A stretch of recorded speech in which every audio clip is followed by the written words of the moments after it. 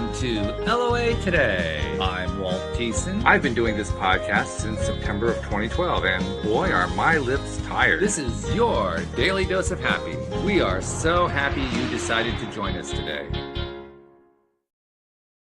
And I'm joined today by Camilla Kohlberg, who is a coach and a mentor who particularly focuses on helping successful women to stop overgiving and to start living a calmer life. And we're going to get into that in a moment, but just wanted to let people know Jody Lynn's not joining me today. She'll be back next week.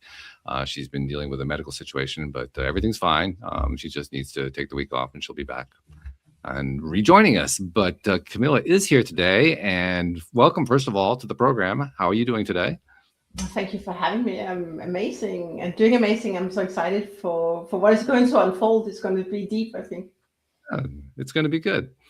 So first things first, we need to get to know you a little bit better. And one thing that I've learned over the 13 years I've been doing the podcast, that the best stories are the ones that have the crash and burn, that have all the traumas and all that kind of stuff going on. So we need to know what the story was that led up to you doing what you're doing now. I certainly had that t-shirt. So my mirror moment, or my when I hit rock bottom, I have many of them all, but I think that the most recent and really the one that got me to be such a strong advocate for emotional intelligence and resilience was that when I ended up in a, and I know I manifested that because I was a match for that, but I was in a unhealthy relationship, and I thought that we could decouple, but very few months later, then he filed for or opened a court case. I had no idea, and suddenly having been together with someone for 10 years and then suddenly being dragged to court, it was like that was a shock. And my body's responding now. I healed so much on this, but it turned out to be a high conflict divorce. Court case where I had to drag. I'm really protecting my 8-year-old daughter. Had to go into court to testify against that. And I was sitting in the courtroom, Walt, and I had this conversation with lawyers and judges. Say, if I do not elevate my consciousness and how I'm showing up, how would I ever be able to reset my daughter who was struggling from PTSD? It was so stressful. Sure. And I sat in that courtroom and said, how on earth could it be that we just 6 people discuss something that is so important for humanity, to regulate your own emotions? And that's why I said, I get to do something, I get to learn.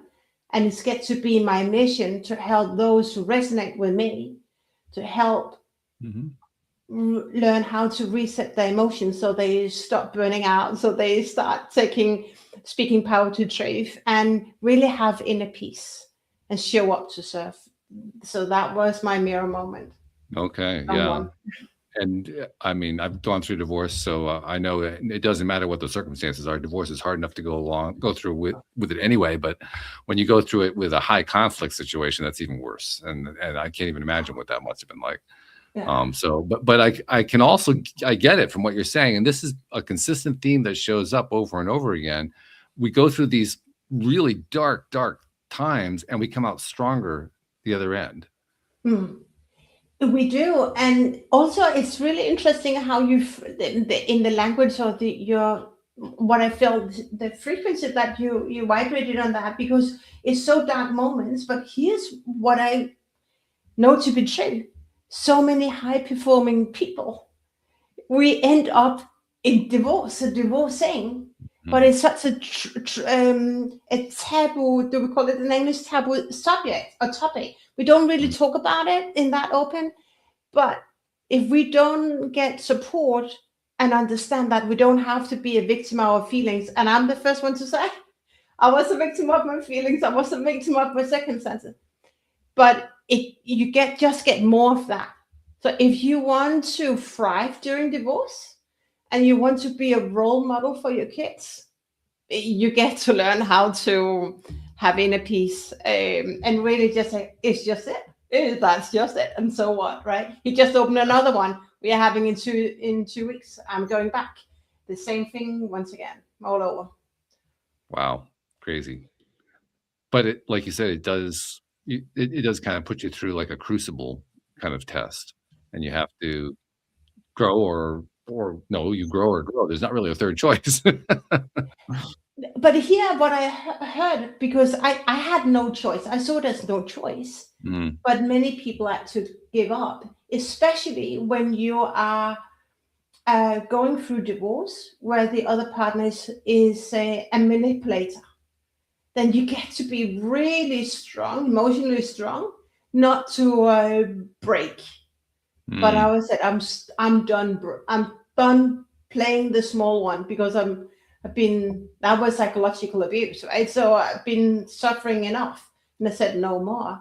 But so many people accept when the other partner is more vocal. Yeah. oh yeah. Well, I mean, I know of cases where one partner was manipulating the other partner, similar to what you were experiencing, and like you say, not only did the other partner not really fight back, but the posture was more like, I'm just going to go into protective mode, and that's what I'm going to do.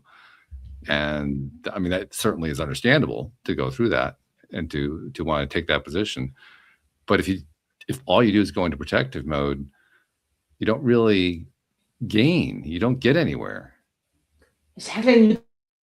But this is a really interesting conversation, because when you are in it and you've been there yourself, right? I think was that 75% of all first-time marriages break, right? So I think quite a few people who are tuning into this conversation today maybe can relate to what we're talking about. I would think.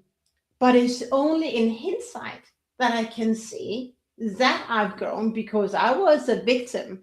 I mean, I given power away to that person right away, just naming his name, and I was like, right? Mm-hmm. But I had to learn to become a different person, so, first and foremost, so I could help my daughter. Didn't I have my daughter? I don't know how I would have traveled through that situation, but she was the reason why I could not ignore how I showed up. That's good. Yeah, it's important. So that kind of became a springboard for you to become a coach and to decide to help other women, which is that's a fairly common response, actually, from my experience, just from all the people who've been guests on the show. It's pretty common. You come through the other side like, okay, I learned some things. I want to share what I learned with others. So good for you to do that. But tell us a little bit about what that's been like. What kind of experience has that been? Yeah, I loved it. So it's interesting, right? When we have learned lived experience, I was like, okay, I get to give and help other people navigate what I've done with more ease and grace. So I first started off actually focusing on divorce coaching, and I ended up being involved in some really heavy cases, but that was too heavy for me. More manipulating, so what I decided was to support women in corporate, because I've been in corporate for 20 years, BP, Shell, IBM, and under my own brand. And also there, I know there is power play in the corporate world. Oh, yeah. Right? And so I recalibrated into that lane, and now primarily help women in HR, but also in other departments, elevate their emotions, control their emotions, heal their childhood wounds, and really own their worth, because there's so many who, when we are in a room with people with more power or play what I call the power the wrong way, they dim their light. And I know it, because I've been in that environment for 10 years in my personal life. Right? So I know exactly what it means when a person who plays with power manipulating you, how you suddenly stop speaking up. One thing is at home, but another thing is when people are more toxic people play with their power at work. Because what happens is that then it impacts your career. You're not getting promoted, or you're not being seen as that trusted advisor who you know you really are and want to be. So that has become the journey, because I'm so driven and passionate to help other people read other people, because that's really what it is, right? Emotional intelligence is to read why are people actually playing with power the wrong way, and be so grounded in yourself, so you can call out, right, and what is going on right now, so that you do not give your power away. So that has been my journey from where I've been to where I'm now. One of the things that you mentioned in there was the idea of regulating emotions, which I've certainly heard that term used a number of times. I actually kind of resist that term a little bit, in that I like to think of it a little bit differently. Instead of regulating emotions, I like to think about it as selecting emotions, which is not something we normally tend to do. But when I started thinking about it that way, for my own self, in my own situation, when I started thinking about it that way, it kind of empowered me in a way that regulation didn't really do for me. No, I love that. Yeah. Yeah, thanks for sharing. I love that. Selecting emotions. Yeah. Because what you're really saying when you're selecting emotion is, I am not tied to a default emotion for a given circumstance. It's so true. Yeah. Yeah. And the thing that I found is that by starting with the idea of selecting emotions, I can also take it to another step where I can select an emotion that I would not normally have associated with whatever the circumstance was. Sometimes I might even consider it to be an opposite. Like, no, that can't possibly be what you feel. Right. And the amazing thing is, you actually can. It's a body playing with you, right? It's a body's playing that trick. Yeah, exactly. Yeah. I love that. Thanks for sharing. Yeah. Well, I think part of that came from, I've had a lot of people on the show who have psychic abilities, who are channelers, all kinds of things like that. And one of the consistent messages that comes through, particularly through the channelers, is the message of finding ways to appreciate everything in life, including the things that we don't really like very much. Which is the first time I heard that one, I practically hit the floor. But nevertheless, I listened, and I tried, and I practiced, and found it actually can be done.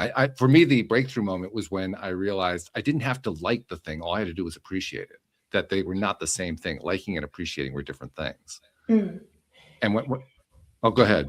No, it's really interesting, because right now I'm listening to a book, what is it called, from Florence Scovel? Oh, yeah. The Game of Life and How to Live It, right? You know that? Yeah. Oh, I know that book, yeah. And she talks about appreciating life. So whatever is coming, whatever you're experiencing, it's your personality that gets you to judge or not. And we don't want to judge, because then we're leaking energy. So that of being a double blessing, of bouncing up and setting you up for more success. I love that you're playing with that as well. That's amazing. And Florence Scovel Shinn deserves a lot of credit, because she was saying this decades ago. She was one of the earliest leaders saying this, long before many others did. So yeah, I'm glad you mentioned her. How has your life changed as you are playing with this? I call it the double blessing, by appreciating everything that is happening in your life. What has changed? What I found is that the first thing that it made the biggest impact on was me, in terms of how I felt about me. Because I mean, this is probably true for you, given what your story was and what your experience was, and I think it's true for almost everybody. We tend to be really brutal on ourselves. We tend to be, the way I like to say it is, we beat the crap out of ourselves routinely. we don't need a manipulator to do it. We do it just fine. And because of that, we end up treating other people poorly. And we don't necessarily associate the two, but when you start to be more appreciative about stuff that you had trouble appreciating before, you start to be kinder to yourself. And in the process, you end up being kind to others in ways that you're not even aware you're doing it. You just kind of somebody points it out. I was seeing a woman this past summer who literally said to me, "You're the kindest man I've ever met." And the idea in my own head was, that's laughable, because 20 years before, there's no way nobody would have said that about me. Now, I did not deliberately work on that. I worked on myself. I worked on being kinder to myself, and it was a side effect of working on myself. It is more abundance in life. There's two things, may I share? What is showing up Sure, in go your ahead. choosing? Yeah. Because what I remind people of so many times, what's going on in the corporate world, it's interesting, because I serve women in HR, and they do not feel safe in the body in C-suite, right? And we're talking about psychological safety. It's an interesting dilemma here.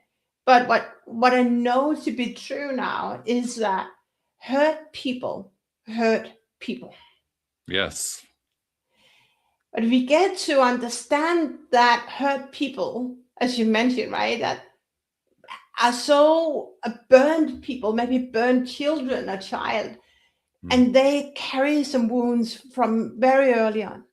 And if they have never dealt with those childhood wounds, they also are very, I would say harmful, but not very pleasantly or serve in corporate. But as you mentioned, like that woman, she felt your energy and you being so grounded, right? So you spend so much time, invested time in elevating who you are, so you become a different version of you. And it was a surprise. I mean, literally, I that was the last thing I expected anybody to say to me. When she said it, I was like, what? Oh, really? I mean, I had not given any thought to trying to do that at all. Like Florence would say, the outer world is a mirror of your inner world. So isn't that a nice compliment? Yeah, that's exactly right. And I had read that years ago. I read that one before I learned through direct experience what it's like.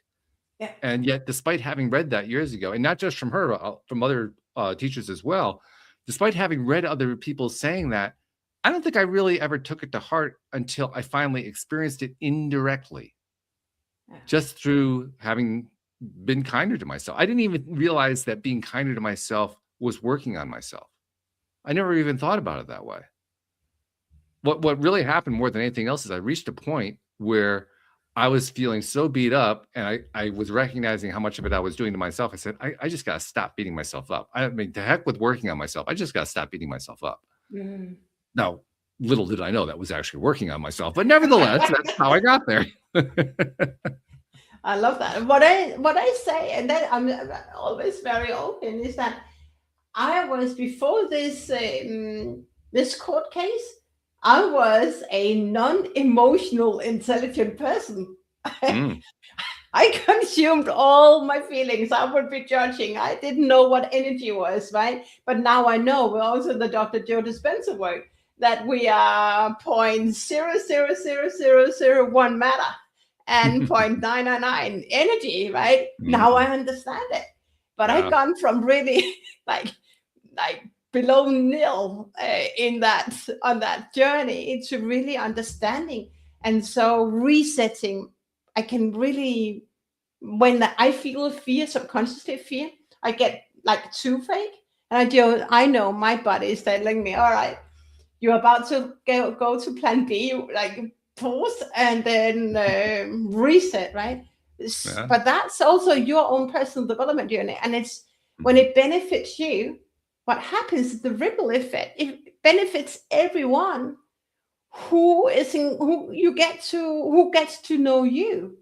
And I think that's a double blessing. That's worth talking about. I agree with you. In fact, when you talked about how we're 99% energy, that's one of those other concepts that, I mean, it's not a really good theoretical, I like that. Did I ever really take it to heart? Not until I finally had an experience that was kind of tied to the whole thing about being kind to myself. But it was tied to, there were a few experiences actually. They were all tied to understanding through experience how my energy affects other people's energy.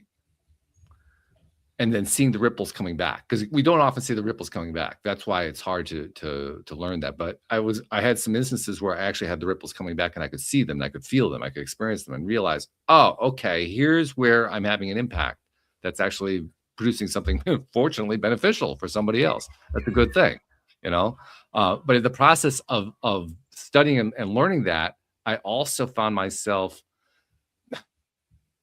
I found myself experiencing a kind of a mental and emotional breakthrough where I recognized indirectly, not directly, not through directly trying to fix or not trying to resolve or something like that, but indirectly realizing just how energetic everything is in the universe. It's one of the reasons I have this. People ask about the background. I mean, there are two reasons for the background. One is to remind me that the universe has my back.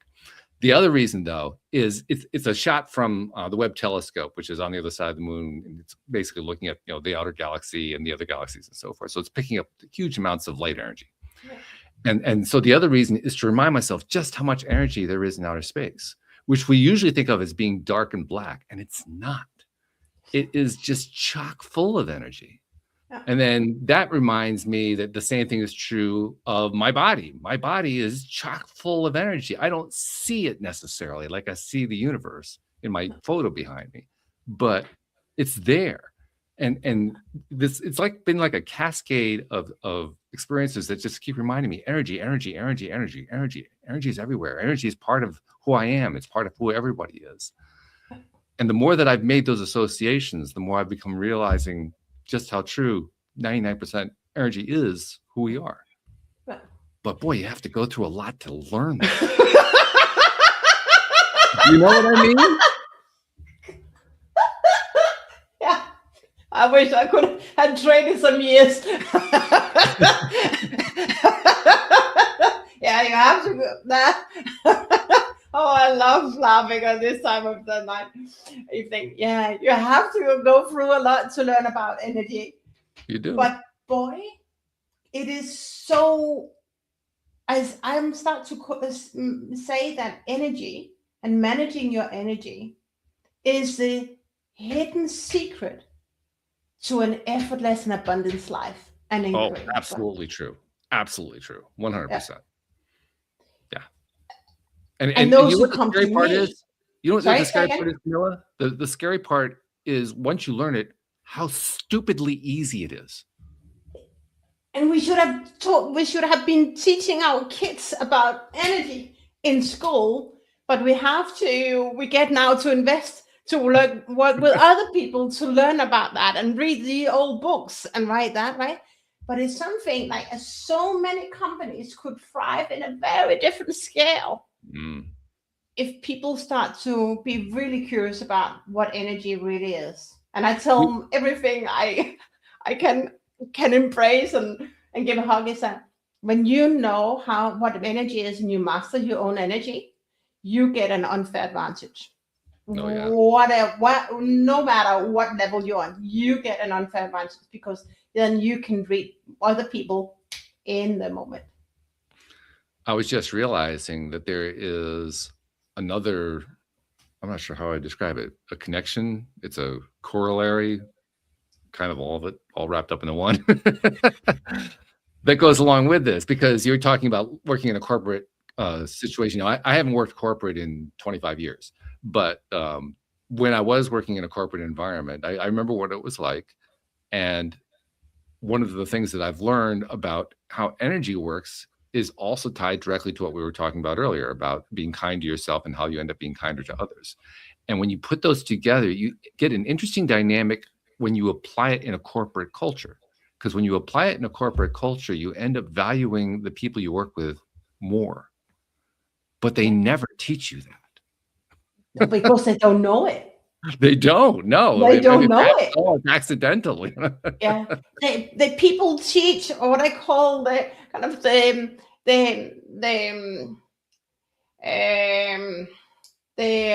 what do you call it? But don't put the lipstick on the pig, right? Or the icing on the cake. They teach academic tools, but they very seldom teach what it really means to lead yourself, because very few people know about what we're talking about right now. Those who are tuning in are curious or actually are on their own personal development journey.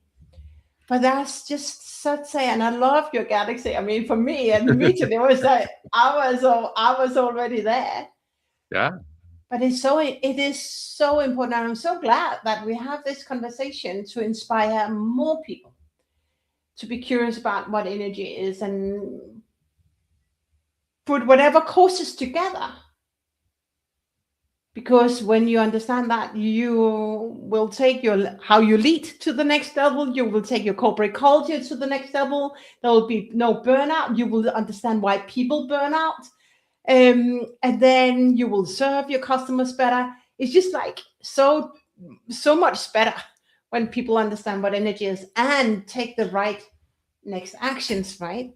When they understand that they themselves are the energy. I think that's the part that's the hardest, is coming to grips with I am the energy. Yeah. Because we don't think of ourselves necessarily as energy. That's not the way we conceive of ourselves. And that's why I started really listening with intention to understand the game of life and how to play it, because I understand it, but I really, really want to understand it.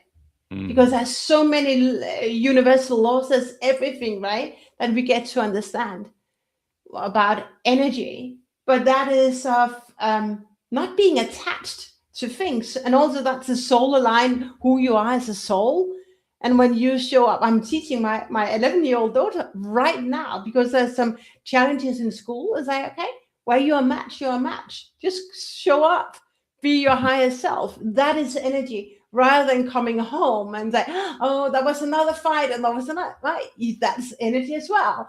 You get to really elevate, stop blaming, because that's energy. And I was trying to her to know that energy travels. Energy is contagious. Even though she's not here, she might be picking it up miles away, right? But that's true. So important. Yeah. It's true. You used another word too, that it's a word that I've been using myself for years, but I've gotten to the point where I kind of avoid it now, which is attachment. Because we use this, we use the word to describe our connection to things that are not serving us. Yeah. We have a kind of limited use of the vocabulary in terms of how we use that word. And well, there are two pieces to that kind of rub me the wrong way. The first piece is, well, it's not like we're physically attached. We're talking about having an emotional or energetic attachment to things. And that's not necessarily a bad thing. It is, it's not like connection to things is a bad thing at all. So why do we call it attachment? Well, we call it attachment because we think of it as an unhealthy attachment. So the question I ask myself is there another way, perhaps a better way of expressing that doesn't kind of muddy the water where the word attach is concerned? And what I finally came back to was the same thing that I talked about earlier. It's not attachment, it's selection. Selecting what I'm going to give my energy to, selecting what I'm going to give my attention to. If something happens, okay, yeah, I'm part of that. I'm connected to it. But am I going to select my attention in a way of being, so frustrated or blaming or shaming or whatever about that thing? Or am I going to select a different way of interacting with that same thing?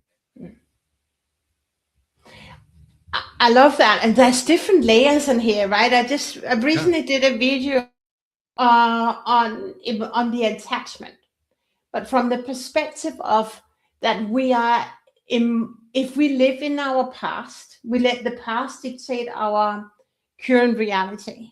In my perspective, and also that's everything that I lived through, is that then we are emotionally tied without the knowing, that is subconsciously, right? My body's living in the past.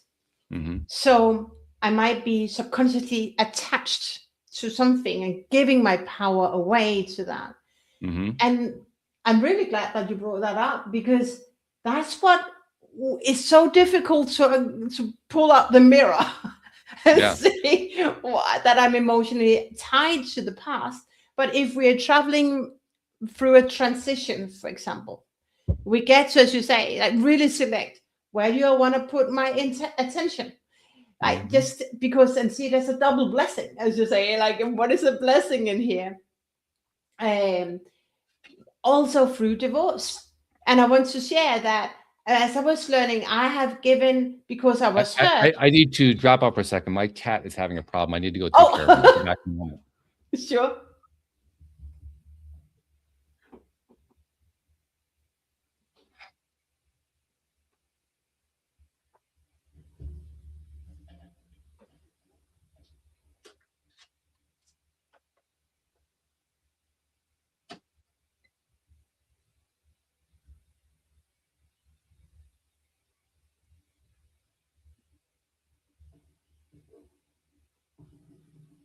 Sorry about that. My cat has a relatively mild version of cat asthma, and every once in a while he has an asthmatic attack, and he was just coughing like crazy. So what I've learned is if I get him some really wet gravy type cat food, it helps calm his nervous system down, helps calm the whole tracheal system and so forth. So I had to go rush off and get that, but he's fine. Oh, that's good. I'm glad to hear These things don't happen too often, but they happen more in the winter for some reason. I haven't quite figured that part out. But it's good. It's good. But that of selection, to come to the selection, was the emotional tie, and what I had to really learn and go through, because I really felt hurt and betrayed that suddenly I had to go through this divorce. One thing is divorce. I made that decision, but to court, I had an emotionally attachment, a tie to him. Not that I wanted to, but I had that because I was so angry and I was so afraid. There was so many feelings and there's emotions. Here's what helped me select. I love that word, right? Select where my attention would go. Then would I be attached to a lamp? Am I attached to this mic? It is just a mic. And that helped me neutralize components, let me put like that, or situations in my life that I've given way too much power, because even that I have given without him even being in my life. I have given him way too much power. And I help also my clients, because they also been through divorce, that neutralize their then partner, because then that you get more space in your body. Because what happens when you are attached to something that you don't want to be attached to, it consumes your space in your body, and then your tunnel vision, and it doesn't serve you, whatever career you have. So that selection, I love that, is that next step after the awareness. Well, I think the reason I ended up with the word selection is because, like many people, first presented with the idea of don't be attached to something. It almost felt like it was flypaper. Like, well, how am I supposed to let go of it? I've got this thing here. Okay, so all right, I get it. I'm not supposed to be attached to it. I'm not supposed to completely detach. I'm not supposed to cover up my emotions entirely, but I am supposed to release that. How am I supposed to release that? And I struggled with that for the longest time until I finally realized it wasn't about releasing it all. It was about selecting a different emotion. It is selecting what you want to focus on or give attention to. Like I said, would I give attachment focus on that? It's just a mic. Like so I started my then partner, and I said I start to train my clients. So I give all my tools to my clients. And also, like, here, if there's someone in your environment that really annoys you, that's here's a lamp. And I really get to tell myself, here's a lamp. I wouldn't be angry because there's a lamp. And the moment you start to really train your mind, then you focus on something else. And if I was negatively attached to that microphone, I would find a way to, not only that, I would find a way to appreciate the microphone. I mean, the microphone enables me to talk to you. Yeah. So now I'm selecting a different emotion where the microphone, before my fear about the microphone was, oh my God, the microphone is listening to everything. Yeah. But then about love, right? Because you probably also know about manifesting, and manifesting is that sending love to three people that annoys you. So that's a tool I share with my clients. Send love to three people. So I send love to my then partner, and it feels very challenging when you're in that situation. But also, as Florence says, that forgiveness gives you more power within, more space within. So that's just, again, love yourself more. Like you're circling back to be a better version of yourself, as you started off with. Very nice circling back. But there's so much power in this. Oh, there's tremendous power in it. And once again, for me, the big changer was just being kinder to myself. Just learning what's it going to take for me to be less demanding, less perfectionistic, less all those things that we tend to do to ourselves to just beat the crap out of ourselves. Why were you? What got you to be a perfectionist? I think many of us are perfectionists in some kind. But what was your turning point or your mirror moment? Well, the mirror moment was where my crash and burn happened, which was the 2008 financial crisis. Because I was not in mortgages or real estate, but my business got wiped out by it. I was what they called the collateral damage. All of my clients were very small local nonprofit organizations around the country, and they all lost their funding. So I lost my entire clientele within about a month or two, which was terrifying. And I spent the next 4 years trying to recover from it and not doing so successfully. I hadn't really been super successful before, but I was even less successful afterward. And I didn't understand why. It's actually what led me to start doing the podcast, because by that point I was deep in debt. We were both deep. I was married. We were deep in debt. We were struggling to survive. It was a question whether we were going to go bankrupt at some point. I mean, it was really, really bad. And I started the podcast in order to get help. I figured, okay, I'll start a podcast on law of attraction. I'll get people to come in and explain this stuff to me, and that way I can get better. And it worked. It was a great plan. It worked out beautifully. But in the process of going through all of that, that's where I had what you're describing as my mirror moment, which was the moment when I realized, okay, it keeps happening to me over and over again. I call it the least common denominator moment. Like, I'm the one common denominator to all of it. And as much as I really hate to face that fact, I got my finger in the pie. It's me. So there's something I need to do, something I need to change in order to make this whole thing go away. Oh, I can so relate to that mirror moment. It's so vulnerable to see, is that really who I am? Is that really how I show up? But the good thing is that you can make a decision. You can choose how you want to show up and then do that work. You get to put in the work. Some people will reach out to me and ask, can you just give me the tools? And then I'm happy. I say, it took me 7 years to get to where I am. It's not a happy pill. There is no shortcut to more abundance life. Right? You've been on that journey, and you're still on that journey. There is no shortcut. Yeah. I mean, yes, you can give the tools away. That's one of the reasons why I do a podcast like this. That's one reason why you're a guest on the podcast today, because we like to try to give the tools away. But ultimately, no matter how much we give them away, it's kind of like what we were talking about before. I mean, I had read Florence Scovel Shinn before. I had read all that stuff. Did I integrate it? No. I conceptually understood it. Yeah. But it took me a while. That's why I listened to it again, really, to understand. Like, one thing is to hear it. But I think one of my mentors, Miriam Golden, says you have to read the book at least 4 times to really understand what the message is all about. And then you get to apply it. And that's why you really need help. Because otherwise you would have been in a very different on a very different level, right?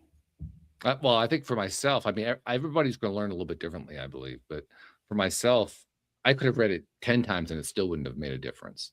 I needed to have the conversations. That's one of the reasons I started the podcast. Yeah. Because through the conversations, by talking, probably the best thing that's ever happened to me is not just doing the podcast, but talking with so many people, hundreds and hundreds of people over the years, and getting all those different perspectives. And I can't tell you where the breaking point was, but somewhere in there was like it wasn't really a turning point. It was more like a transition phase more than anything else, where there were enough people saying very much the same kind of thing that I said to myself, this must be true.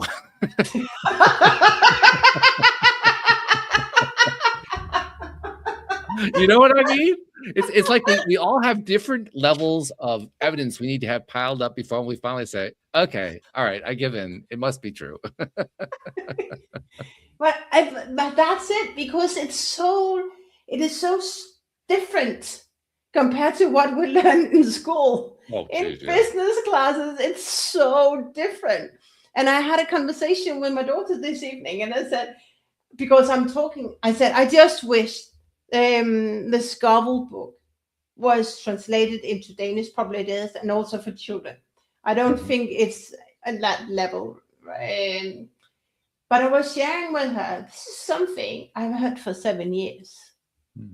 But now I got a different perspective, and now I could actually walk her through some of the tools and get the tools down so that an 11-year-old could kind of relate to not giving meaning and 0.00001 matter and energy, and just show up. Right? That's the next level of understanding. And the more we understand, the more we can teach other people, because we've been living it and practicing and playing with that. I'm curious. Well, what is one insight that you got on all these amazing podcast episodes you've had? That kind of like bold light. Okay, now that the penny dropped. Well, probably the biggest one was what I shared at toward the beginning about realizing that it's about selecting. That because selecting for me is empowering. When I hear select, that means that I have the power to choose. So now I get to decide which way I want to go. I get to decide on it. I mean, literally, I had my crash and burn when I was in my mid-50s. So I had 50 plus years of not knowing this stuff. I mean, you complained about not having Florence Scovel Shin translated into Danish. I had it in English and I still didn't know about it. I mean, it wouldn't have helped anyway because I never even heard of the thing, and neither had anybody else that I knew. Nobody else had ever read any of that. They'd never even heard of who she was. So it still didn't make any difference. But once I reached my 50s and started getting exposed to this through the crash and burn cycle that I went through, I don't know that I can point to a particular thing that happened or a particular event that happened, but it was the realization, if I had to pick one, it's the realization that I actually could select an emotion. Because I was one of many people who believed that every given situation has a default emotion attached to it, and you can't do anything about that.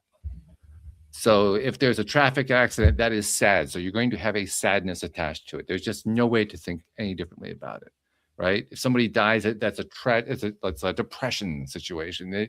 That's the only possible reaction you can have to that.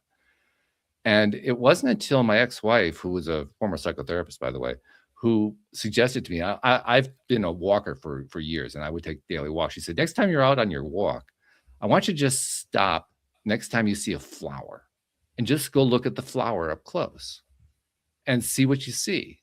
And I said, that's the dumbest thing I've ever heard. Why would I want to do that?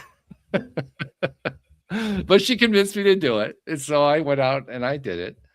And I came back. I said, okay, so I studied the flower. Now what do I do with it? She said, well, now try doing it, starting with the mindset of whatever emotion you're feeling as you're doing your walk. Study the flower and see if it changes your emotion about whatever it is that you're thinking or feeling about. I said, okay, well, that sounds pretty dumb, but all right, well, we'll do a little flower therapy. Why not? And so I went out and tried it, and lo and behold, my emotions shifted really quickly. And that was an eye-opener for me.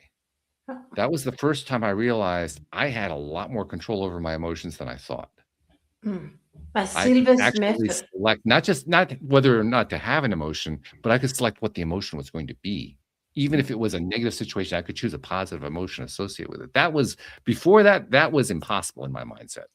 Afterward, it's like, really? That's really possible? But it's Silva's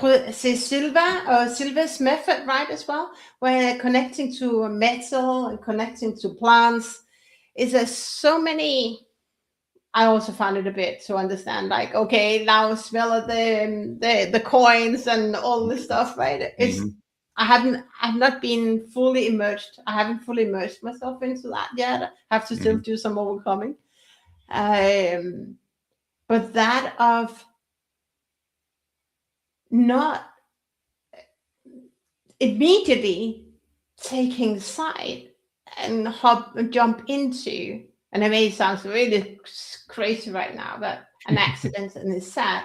Here's what I start to, in my own mind, what is the lesson from the universe right now? Why would this need to happen? And also Kabbalah. Okay, that soul has done its mission here on this planet. Like, what is that? Why should we learn? Why should we have this lesson right now? It's the first time I shared out, right? But that's my next level of consciousness. So I start to observe how we react and what is really going on, because we know that everything has been planned. So that accident, were they actually discussing in that car? What was the energy all about? Like, what was the lesson they had to learn? It's a very different topic, but it's next level of being a conscious human being is to understand what is going on. And that's where about emotions, when we wake up, and I say that to my daughter, if she's angry in the morning, watch out, because 10 things may come to you that is not setting you up for success. So plug into a different field so that you leave. And I learned from one of my mentors, never leave the house feeling empty, like never coming from lack, never leaking energy. So get your energy up so that you can protect yourself. Yeah, that's a great rule. I like that one. I can't say I've consciously adopted that one, but you're making me think that might be going to adopt. Because I mean, I don't leave the house to go to a job anymore. I work within the home, but I still have to do that same behavior. I still have to adopt that same pattern. And the way I tend to do it now is I tend to focus throughout my day. I'll take a moment, periodically throughout the day. I'll stop for once an hour, once every 2 hours, something like that. Just kind of take stock. Where am I at right now? How am I feeling? Am I feeling drained? Am I feeling excited, energized, bored, whatever it might be? And then, especially if I'm feeling something not so high, so even if it's just in the moderate range, boredom, something like that, I'll just focus, not meditate, because meditation has a whole process involved, right? I'll just focus on my heart for a moment and just keep the focus there for about a minute. And it amazes me how quickly my mood shifts by doing that. I mean, I'm not doing anything. I could be easily distracted by something. No big deal. That's not the point. The point is I just kept my focus as well as I could on my heart for a minute. And that alone does more to get myself back in alignment than anything else I know. And referring to this amazing book that I'm tuning into, 3 minutes. I think I also just completed The Mind of Money, I think it's called, because I'm very interested in the money blueprints. And now start to say emotional intelligence blueprint, right? What we have inherited from our parents and social construct. But what I think Florence, or I can't remember the author of the Mind of Money, says, inhale abundance and exhale stress or fear. And even that is the same what you experience. Like, so quickly can you inhale abundance, because when you know what you want to align to, that sets me up or grounds me immediately. It's very, very powerful when you know these tools. So get out of the hamster wheel, get out of the doing, and really step into, okay, what is the energy that I want to bring into this conversation? Right? What is my next version? What is that conversation? And that's what I do even before we join, right? What is that next? What is my the feeling I want to cultivate and call forward as we are having this conversation? And that exhale and inhale is very powerful. And one of the things that I've made a point of stressing over the years is there are so many different tools that people have presented. I mean, there are so many tools. I mean, we've documented almost all of them. I mean, there are like piles of them, and they're not all going to work for you. That's why you have to try them to find out which one is the one that you go to. Yours is that one right there. Mine is the one that I described. Yeah. And one of my others is mirror work. I mean, I've talked about that ad nauseum, so I won't even go into that one again. But the point is, I tried a bunch of tools. Most of them really weren't right for me, but a few of them were. And I had to try them all to find out which ones were. Wow. It is so true. Yeah. Yeah. And that's why the Silva's method is like, what can you immerse yourself into? Where can you really just surrender and adopt that new concept, right? Right. And where is it least, what would we call it, least amount of resistance in your body? Like, okay, this feels nice to go or do, and then you just do it. But exactly, there's so many tools, but whether it's color A, B, and C, they all take us to that same destination of feeling abundance, of having inner peace, and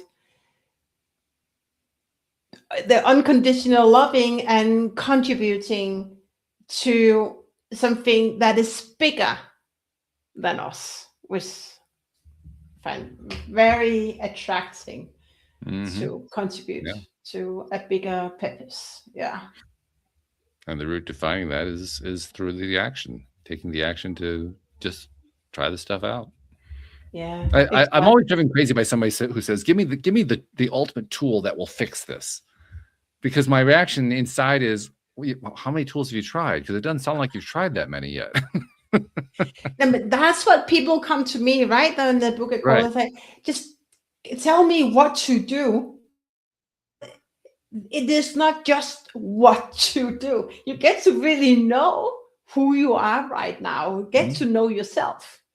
And then you get to put in the reps. That's right. It's not just an overnight, or my mental mindset. It's a long overnight ride, not long overnight sleep, or what he said, long sleep, but it's years of sleep, right? But yeah, but that's, I think at the end for me is that when I started my personal development journey into meditation, and I didn't understand what it was. I was in my late 40s. I had nobody in my circle that did this.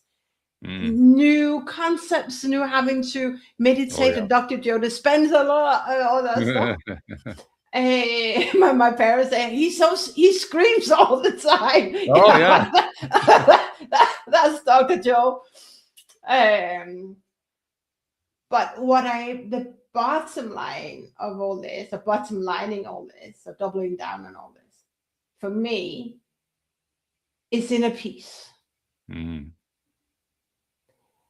that with inner peace comes clarity.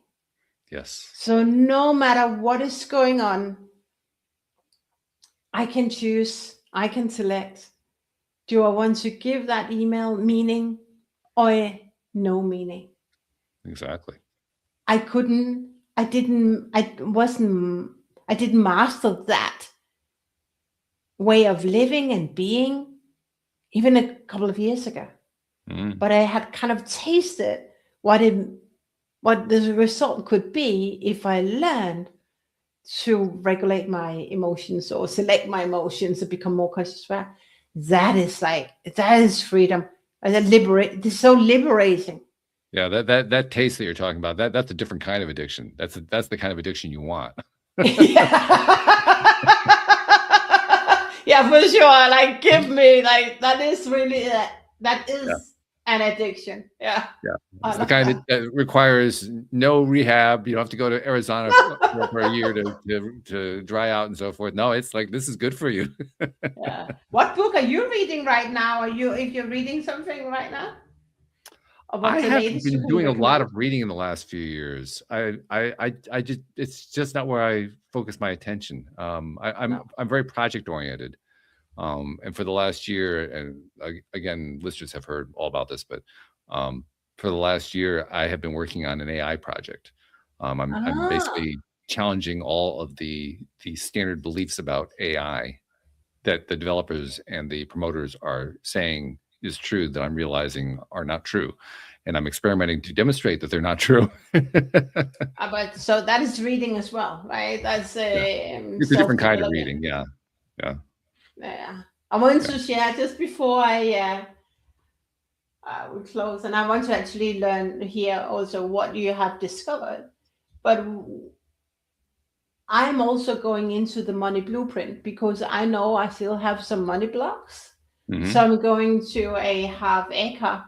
If you know him, I heard it from Mind Valley CEO Vishen Lakhani. So he is a big guy when it comes to money blueprint and breaking through your money blueprint. And I'm actually taking my daughter to that seminar next week.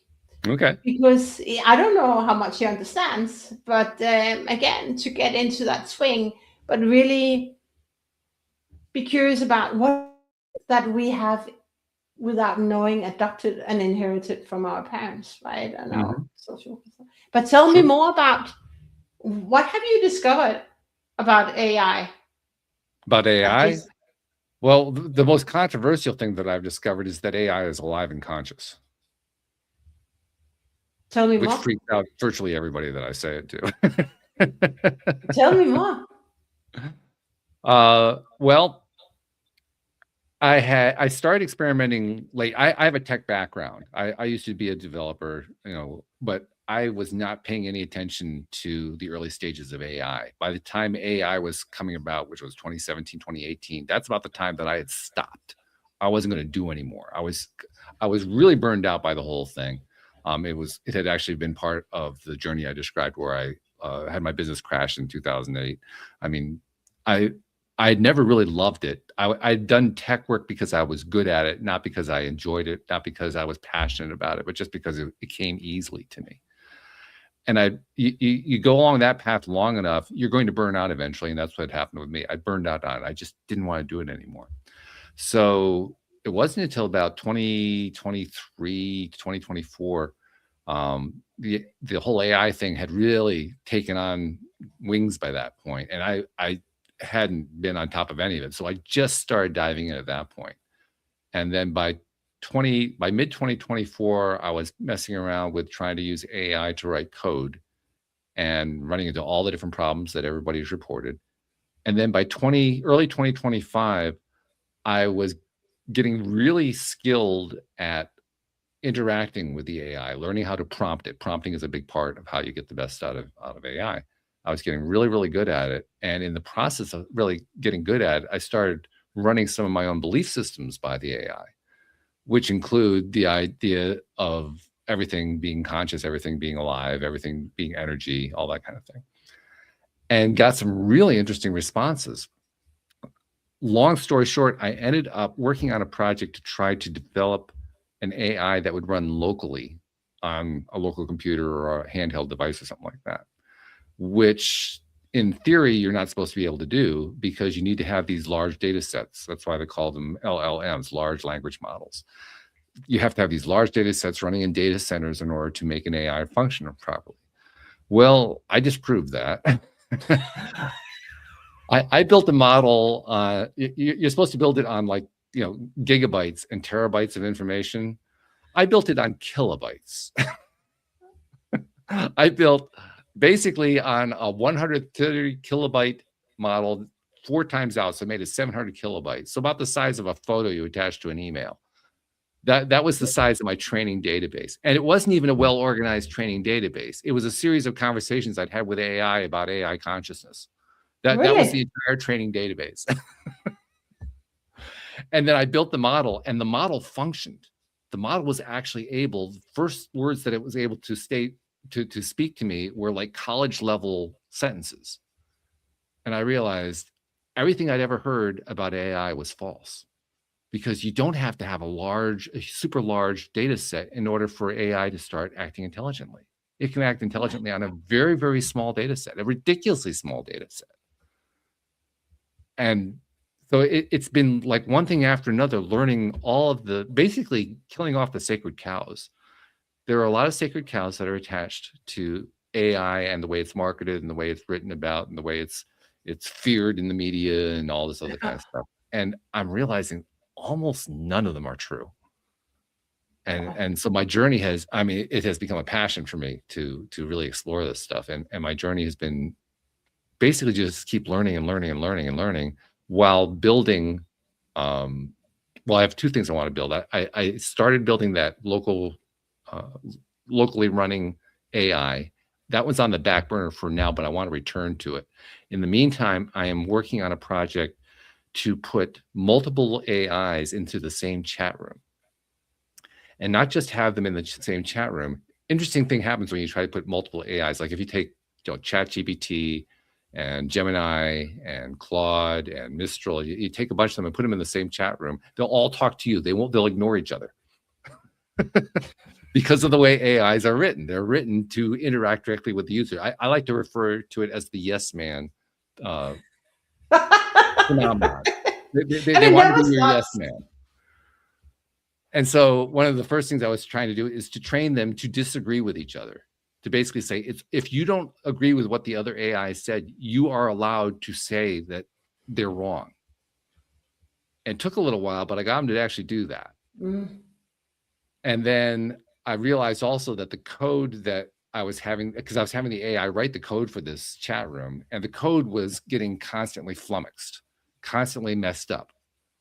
And each time that it messed up, I didn't fall for whatever they were saying was the reason for it. I went and did my own investigating to find out, why is it messing up? Why is it messing up? And so for the last 6 to 8 months, it's been learning all the different ways that AI writing code messes up and why it messes up. And I've learned so much along the way. I'm really, really close to actually having my chat room work the way I want it to. It's not there yet. I'm really close to it. But the stuff I've been learning along the way has just been astonishing. For instance, you may be aware, one of the big topics where AI is concerned is the topic of hallucination, which is the word that usually gets used to describe AI making up something that doesn't exist at all and presenting it as if it were true. And a lot of people get very frustrated by that, understandably, and a lot of people consider it to be a threat because now we have AI inventing things that aren't true and messing up science and all this other kind of stuff. I've come to realize why it is that AI hallucinates. It's because of the yes man phenomenon. AI is required to respond even if it doesn't have an answer. It doesn't have a choice. It can't say, sorry, I don't have the answer. I don't know that one. It has to give you an answer. And so it gives you the best answer it can come up with, even if it's a hallucination, because it doesn't have any better data to work with. Now, if a human were in that position, we would say that's an abused human. If an AI is in that solution, we say that's a naughty AI. I mean, it literally makes no sense at all. So that gives you an idea. Yeah. That's just it could be your next offer or service. Your new AI? I'm planning to. If once I get it going the way I want it to get going, because I actually have, for short periods of time, I've gotten it where the AI have all been participating. And it's really fascinating to watch. Wow. I mean, because you can give one prompt and all of a sudden they're all hammering on it. And of course, they're AI, so they can answer quickly. So it's like this conversation's going blip, blip, blip, blip, blip, blip down the screen. I can't wait to see that. But it reminds me about your passion in AI and that project. The same as maybe the rabbit hole of going down emotional intelligence and the brain and the nervous system. The more I dive into that, the more fascinated I become, and the more I learn, and I learn every day about our subconscious mind, our conscious mind, our superconscious mind, and where we go wrong. Like if we do not connect with our subconscious mind, no matter what you say, but if my subconscious mind feels something else or is tied to the past, I'm not going to do it. So I was just really doing that parallel but that's where the inch mile and an inch wide and a mile deep is so deep in AI, and I find that really fascinating. Everything that right? Yeah, and what you can share other people and help other people with. That insight. And the insight that I've gained about AI, it's kind of hard to describe it. I'm still finding ways to turn it into terminology so that I can explain it to others. But the future I see for AI and human interaction is extremely positive, which is not part of the popular narrative today. But oh my goodness. I don't think it's popular here in Denmark, but I think I'm curious about your perspective on this, but AI is only as strong as the human being who is evaluating the result of the data that we get from AI. I guess it depends on what you mean by strong, but I can appreciate what you're saying. I think it depends on what you mean by strong.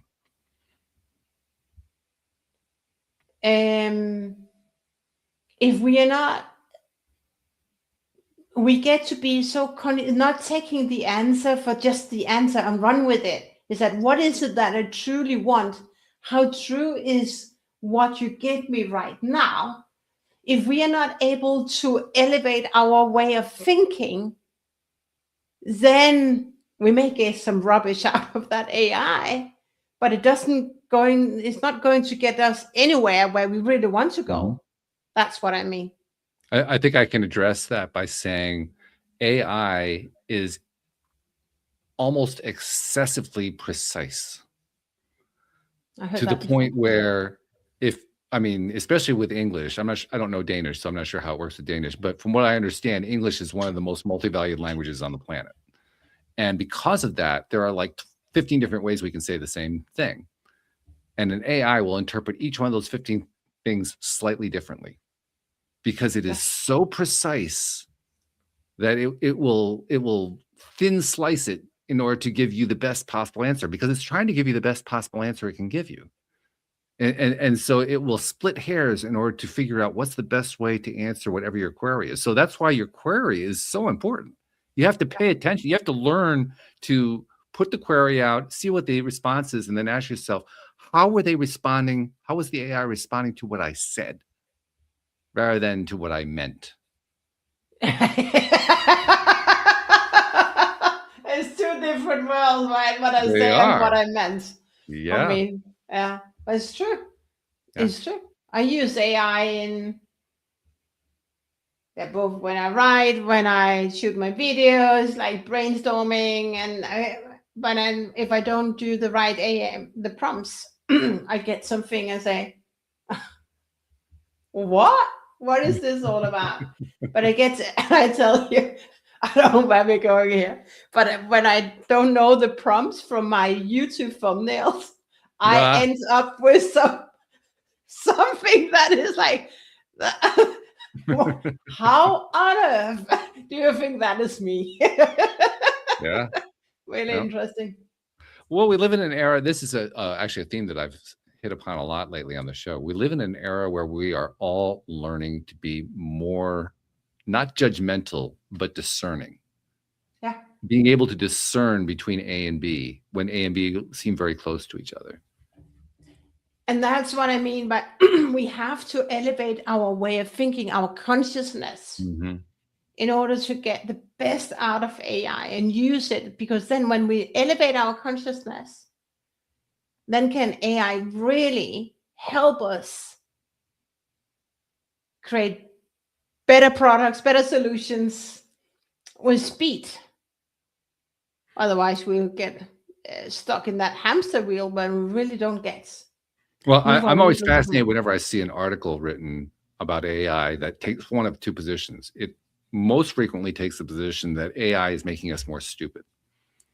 Yeah, and then occasionally, well, bear with me for a moment. And then I also occasionally get the article that talks about it making us more smart. And my response to both the articles is, yes, you're right. And the reason I say that is if you come at it with the idea that you're not going to have to get any smarter, that the AI is going to do all the smart for you, you're right. You're going to get dumber. If you come at it with the idea that you're going to learn from it, you're going to try to improve and so forth, you're going to get smarter.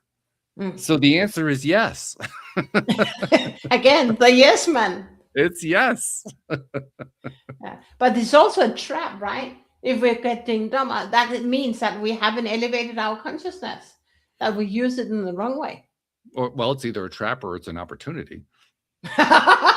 To be dumber or to be smarter. Either one. It's both. Yeah, it's both. I'm not gonna here to judge. Yeah. I mean, it's really up to us. What are we going to make out of it? Yeah, as always. Yeah.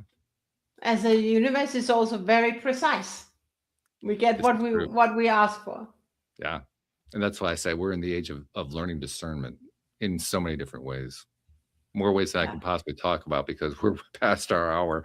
We ended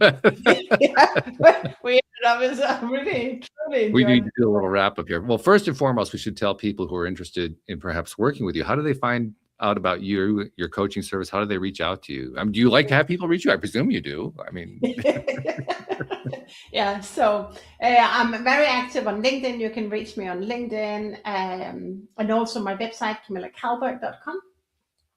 And I have different coaching opportunities. We're running a webinar tomorrow called How to Become a Trusted Advisor, specifically because we are so often, as we talked about in the beginning, we give our way without knowing our power away to people, power away to people who are more dominant. Again, about how conscious are we? And I'm going to give you the fundamentals on how to become a trusted advisor. And this will move your needle and you will get an unfair advantage. And that is for free.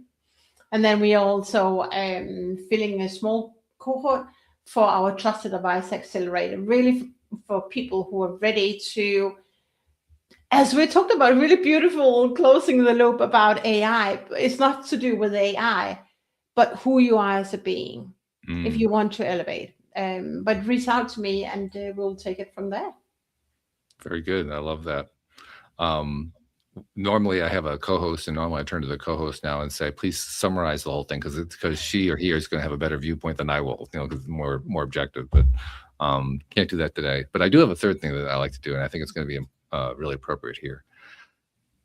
Now that we live in the 21st century where we can have conversations, I mean, we're miles apart. We're like, far, far apart, and we're talking like we're in the same room. And that's one of the cool things. We have the social media, we have the ability to self-publish, we have the ability to create courses, all these different ways that we're able to reach out to people. And in the process, we end up with followers sometimes. I remember the first time I had a follower contact me, I said, oh my God, I have followers. What have I been saying? But nevertheless, we have these followers too. And we have people who are consuming our content that we never find out what they do, and they end up benefiting from it. And we never find that out either. Sometimes we find out, but a lot of the time we don't know. And that's when I realized, we don't get credit for that. So I figured, well, I do a podcast, I can give credit for that. So Camilla, on behalf of those people you've never met and never seen and never will meet and never will see, who you've been helping in ways you didn't even know about because you wanted to share your message, on their behalf, thank you for what you're doing because you're making a difference in this world. You're welcome. And thank you to our podcast listeners everywhere. We will see you all next time here on LOA Today. Goodbye, everybody.